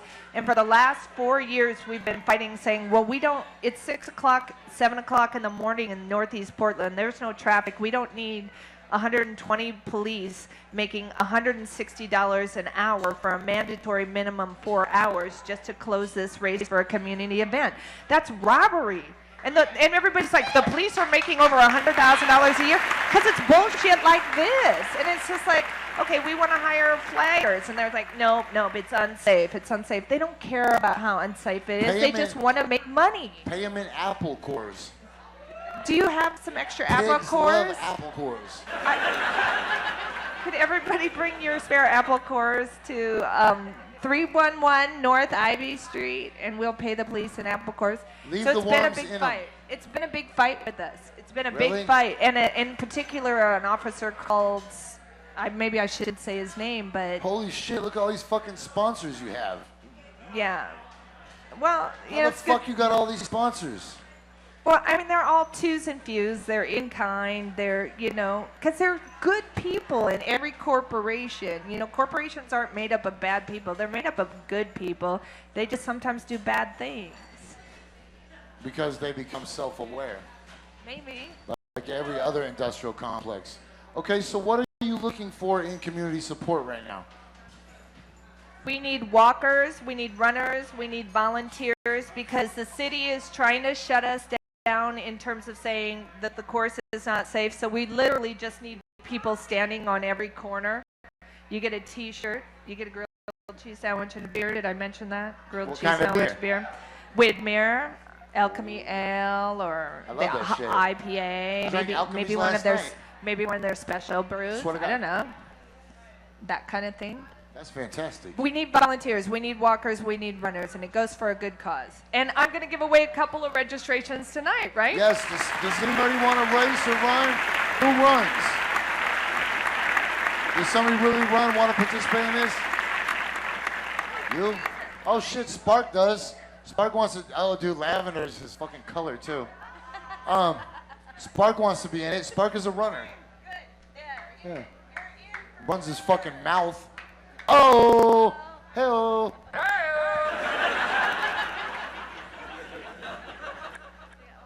All right, so when is the event? It's Saturday and Sunday. It's a 2-day celebration. So on Saturday, we're doing live music with a lot of local talented artists. There's a reggae band. There's a couple of hip-hop artists. I don't know, does anybody remember Keegan Smith and the Fam Band? He was just on our show 3 weeks ago. Yeah, so he's going to be Keegan closing Smith is out. just right here. He's going to close out our show from 7 to 9 at night on Saturday, August 1st. 2 hours? Yes. That's a lot of Keegan. I know, but he's got like special guest performances and stuff like that. And it's on Hey, watch your microphones. So it's on the corner of Northeast Alberta and MLK. It's an empty lot. I don't know if you remember that Trader Joe's controversy. Fiasco. Yeah, so that's where it's going to be, where they were supposed to build that Trader Joe's. And they are going to build another grocery store there, so it's probably our last year there. But it's a 2-day celebration, and the runs on Sunday at 7 a.m. And when is Keegan Smith will be there Saturday night? Saturday We love from you, 7 Keegan. We're to just 9. totally messing with you. Watch your mics. No, inside joke. Okay, how does somebody contact you? What's your website? So our website is www.mlkdreamrun.org, and our phone number is on some of the flyers that are over here, but it's 503-841-5032 is Nobody the headquarters. cares about your nobody goddamn gonna phone care. number. Website. Don't call me. Holy Don't call shit. me. Email me. Are you guys signing people up tonight, Sarah? Yes, yes, we're signing lots of people up tonight. Are you? Have you already signed anybody up? Yeah, yeah. Really? We've got people signing up, yes. No shit, because you gave them free shit, huh? There's people that love free shit. Yes, they do. Yes, they do. But Give it it's up for for a good free cause. running. That's like the worst, free running. I don't want to run if you pay me. I don't want to run for free, and then if I have to pay to run, that's the worst. But you also have the opportunity to just stroll if you want. Yeah? Yeah, Will my swagger stroll? you can. Exactly. Yeah? Yeah? Yeah. How many of these do I have to do to make it 15K? How about if I pretend I'm roller skating the whole time? All right.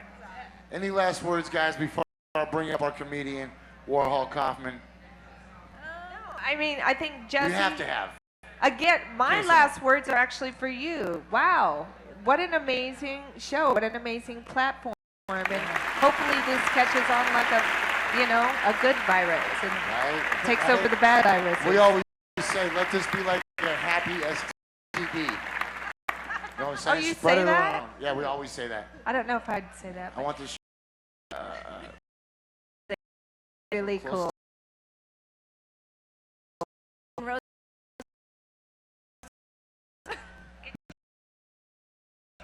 You guys want to us? Yeah, oh man.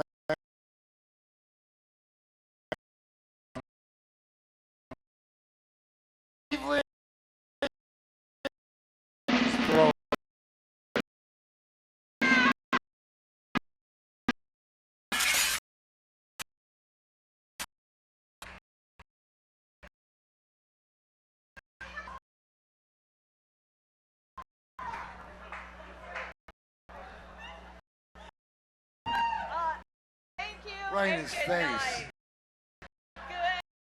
Please put your hands together for Sara Frandsen. Aberson.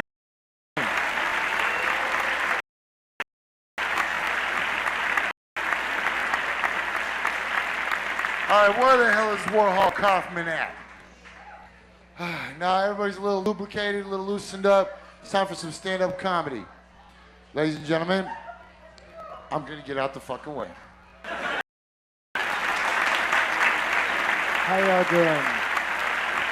I know, you're looking at me like, but I'm not clapping. What am I hearing? I'm so confused. You know, man, people just look at me and they assume I'm on drugs. They're right, but it's rude. That's not polite. Like, I wish I had a time machine. I could smoke all my weed twice. I used to be really into drugs until I got into rotating fans. You gotta choose your battles, dude. Like, I saw this homeless guy the other day with the iPhone. Like, that guy has priorities, man. I love that. That's beautiful. How you guys feeling? You could, if you want, you could check me out later. I'll be on TV later tonight. I'll be in the liquor aisle of the grocery store. You just me mugging me. How you doing? You feeling good? I'm pretty amazed. Like, I just moved to Oregon in the last month. And right before I moved, you know, I didn't know what I was gonna do. I thought I might end up at my parents' house. And right after I moved, weed is legal in Oregon. I was like, holy fuck. Shit can just change on you. I know, it's amazing. I think it's incredible. Like, I've been looking for jobs, obviously, because I got into town. I found out I had a 6 cents in my bank account. I was looking for jobs. I tried to apply to the Ku Klux Klan, but I couldn't fit my resume on one sheet. Like, I'm surprised the Klan hasn't ruined bed sheets and pillowcases for everybody. It has for me, you know. I sleep in a white woman. To each their own. I used to live in Oakland. In Oakland, they found a human head in a recycling plant 2 blocks from my house, which is fucked up because that's compostable. Before that, I was in San Francisco. San Francisco is cool because you can find whatever you're looking for on the street, especially if you're looking for human feces. I did this stand-up show in Vegas. I was on the Strip. I saw a guy in a Chewbacca costume take off his mask. Wookiee mistake. Oh, you guys. So, my mother is legally blind, which is cool, because I hate to see her get arrested for being blind. Like, my friend Angela dated this blind guy, actually. It didn't work out, they broke up, you know? But I told her, like, at least he's easy to avoid. She was like, I know! She'd already thought about it. There you go. You guys, I recently realized I should stop calling my brother a motherfucker. I just call him by name. I'm actually the oldest one in my family without kids. And I'm proud, you know? Like, I tried really hard. I put in the wrong places and everything. You guys, I was married. I went on tour with my wife. It's the little things, you know, like, my wife gets more beautiful every day. And had I known that, I would have waited to marry her. You know, we were on tour, and I played this really fun game. From the stage, I kept trying to fuck the bartender. She loved it. That was like her favorite game whenever I would do that. Do you guys know, what's the cheat code for divorce? Yeah, she left me. You want to hear my Popeye impression? No, you don't care? Yeah, you want to hear it? All right. Yesterday, I jerked off with olive oil. Thank you. That's how that one goes. It's cool. I like math. My favorite equation is 69 divided by 3. I don't know if you've ever done that one. It's pretty good. It's a good one. How you doing?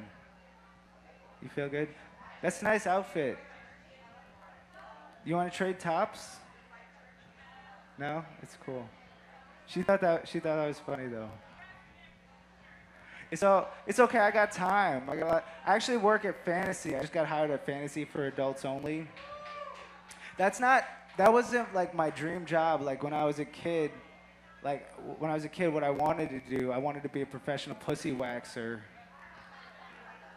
But I know. It's hard to find, so you just gotta take what you can get. It's beautiful. You know what I used to love when I was a kid? Getting my dick sucked. Like, where were all the lady pedophiles when I was a kid? You know what I mean? You feel like that too? It's weird too, because like, there's this comic, Doug Benson, he's the pot comic, so he just talks about pot on stage. Do you like that? He talks about pot, and then after his show, people smoke him out. Like, I talk about pedophilia in my act all the time, and no one ever introduces me to their children. It's a double standard. Like, I think we can all agree Hitler did a bad thing, right? But isn't it better he stopped painting those terrible paintings? Like, really? My grandmother actually had a friend named Adolf. I think he was in World War II. I'm not really sure. I only met him a couple of times. I thought it was amazing. Like, I was in college, I realized I grew up in D.C. Like, my grandmother was in D.C. for the entire civil rights movement. My grandmother was in D.C. for the I Have a Dream speech. You know, she was there for the March on Washington. And I realized that, and I was like, I gotta go home. Like, I gotta talk to Grandma. Next time I was home, I was like, Grandma, what was it like? You were there for MLK. You were there for the whole thing. What was it like? And she was like, your grandfather wasn't interested in any of that. We just stayed at home. Thanks, Grandma. My grandfather's name was Dick Gross. He was a tax man. It's a true story. I'm not making... All this shit, this is all true shit. He did taxes for a living, but he died, so I don't fuck with that shit anymore. It's too sensitive.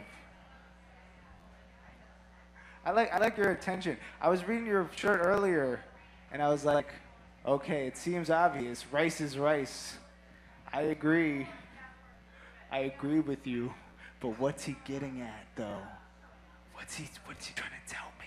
Maybe I'm not high enough. What's happening? You guys, I should do some crowd work, I guess. Make some noise if you got a big vagina. Yeah. Make some noise if you're wanted by the police. Yeah. No, I gotta work on my crowd work. Are we cool? How are we doing? Everything's cool. Jessie's down. I love this man. He's changing the world. He's changing my world. You know what I'm saying? Y'all could clap or not, but I appreciate what this guy's doing. Oh, man. So, the other day I gave my wife a pearl necklace. She just wanted me to come on her chest instead. Like, I don't really get it. Hey, thank you. I was on the street in San Francisco. This woman came up to me. She kind of looked like a middle school gym teacher. She had like frizzy hair. She was sort of like pear-shaped, you know? And she was like, I'll give you a blowjob for $2. I was like, where? You're obviously not paying rent with that. Where? You got to be practical. That's cool. I saw a sign the other day. It said $30 facials. I just thought they'd be more than that, you know? I let it sink in. We got an election coming up. Like, this is just my belief, but I would like to say Obama ruined the dreams of black children. Like, we all wanted to be the first black president. The fuck? He took that from me. Did you know the fire department has a boat? I was surprised when I found out. Like, what are you guys doing? You're playing pranks on me and shit. How you doing? You guys like hip hop? Yeah? Dilla was all right. That's my test for hip hop crowds. I was on stage in Portland a little while ago. It was a couple years ago. I said that shit. People got mad at me. They just like started yelling. How dare you? How dare you? If I really want to alienate the crowd, I just tell doom jokes. Nobody understands a doom joke. I feel good. You having fun? You having a good time? Yeah? Make some silence if you got free weed. Oh, a lot of you. A lot of you. Some people still waiting. All right. It's complicated. Make some hip hop if you like noise. I know it's unclear. So like I said, I work at Fantasy. The other day, I had to stop for like 7 minutes, and I almost fell on the floor, which is dangerous at Fantasy. They have a parody porno of Bill Cosby. They have a Bill Cosby parody porno. And I couldn't work for like 10 minutes. It was amazing. Like, if you don't know Cosby was, well, he's being sued for like close to 50 women for drugging them. But in his defense, they weren't supposed to remember. You gotta remember that. My memory is fucking going, honestly. I don't know if it's the cannabis. You gotta say it again, I didn't hear you. Wait, you want me to say some jokes about positive affirmations? I talked about Obama, I talked about MLK. Who you want me to joke about? Who you want to hear a joke about? Samuel Jackson? He's got love for Tarantino. Like, basically, like, Samuel just lent his race card to Tarantino, because some of the shit Tarantino gets away with, he couldn't do it. Like, I was thinking about Pulp Fiction. Like, wow, Dead Nigger Storage. Do I have a sign?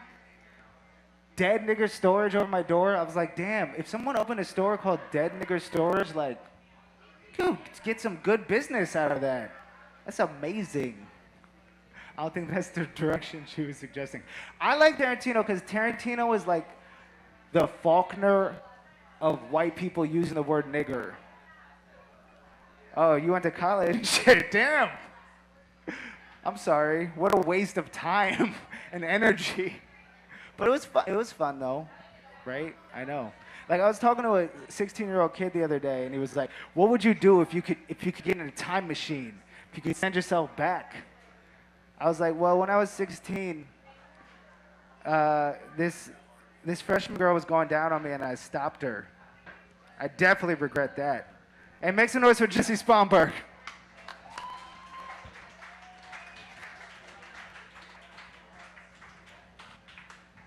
Y'all give it up for Warhol Kaufman, please. Thank you, that was awesome. Don't run into the other guests. It's time. You ready to wrap up this show? Okay, so check this out, ladies and gentlemen. We're going to have some more music from the Urban Shaman. Don't forget, momentarily, upstairs, they'll be starting the Gothic Blend.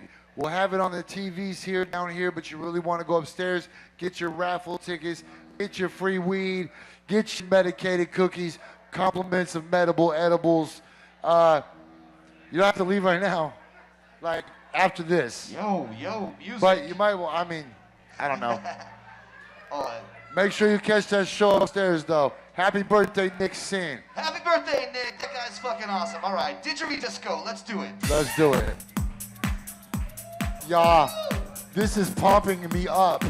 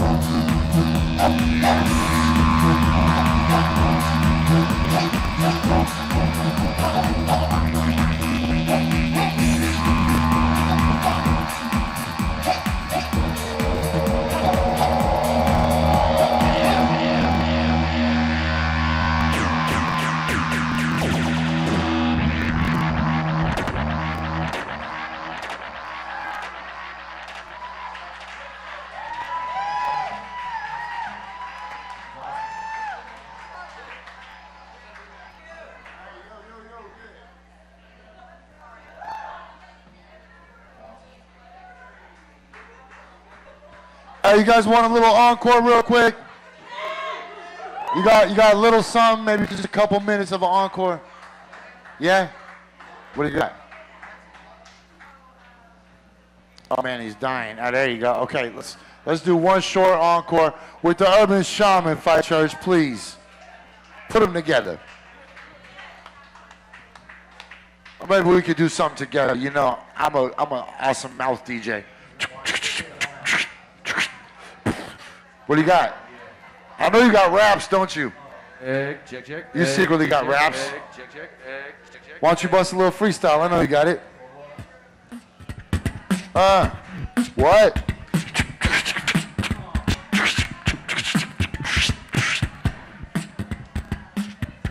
Ladies and gentlemen, the Urban Shaman. Go Shaman, go Shaman, go Shaman. It's your birthday.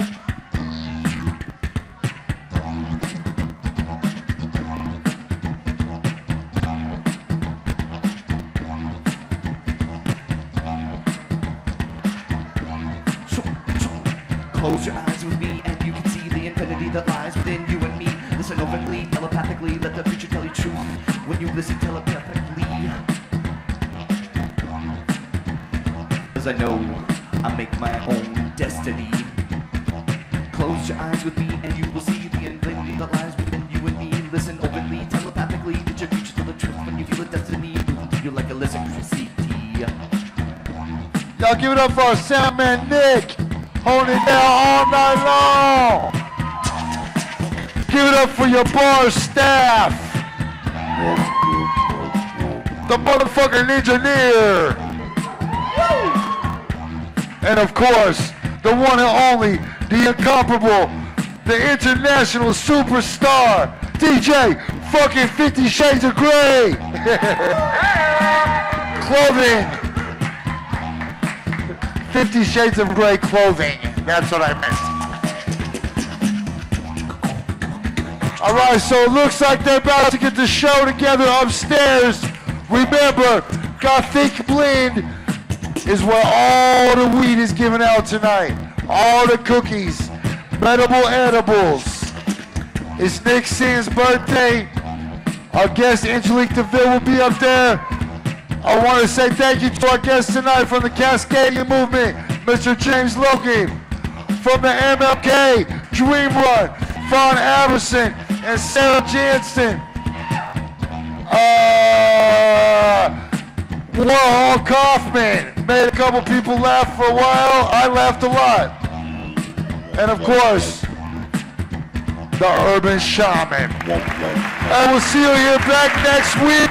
We're going to have Blue Hair Mike from Film the Police.